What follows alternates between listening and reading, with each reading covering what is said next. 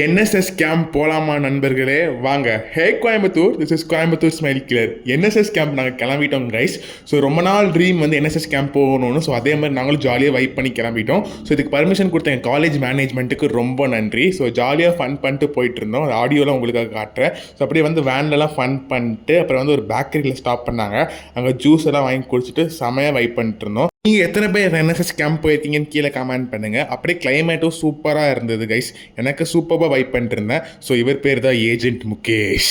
So இவர் வந்து எங்கள் சீனியர்ஸ், ரொம்ப தங்கமானவர் கைஸ். ஸோ இவருக்கெல்லாம் அப்படியே சூப்பராக வைப் பண்ணிட்டு இன்னொருத்தவரை நான் இன்ட்ரடியூஸ் பண்ணுறேன். இவங்க தான் இவங்களுக்கு மேய்க்கிற என்எஸ்எஸ் கோஆர்டினேட்டர் கிருஷ்ணவேணி. ஸோ இவங்களாம் வைப் பண்ணிட்டு ஜாலியாக பண்ணிட்டு இருந்தோம். என்னென்ன அலப்பாரம் நடந்துச்சு நீங்களே பாருங்கள் கைஸ்.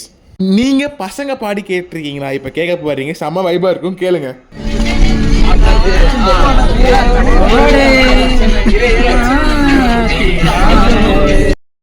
ஸோ எங்கே கேம்ப்னு பார்த்தீங்கன்னா கோபியில் வந்து ஒரு கோயில் வந்து கும்பாபிஷேகம். அங்கே வந்து என்எஸ்எஸ் எங்களை வந்து கூப்பிட்டுருந்தாங்க. எங்களுக்கு ரொம்ப ஹாப்பி. ஸோ வந்தோடனே எனக்கு சரியான பசி. சாப்பாடு போகிற இடத்துல போய் சாப்பிட்ணுன்னு சாப்பிட்டேன்.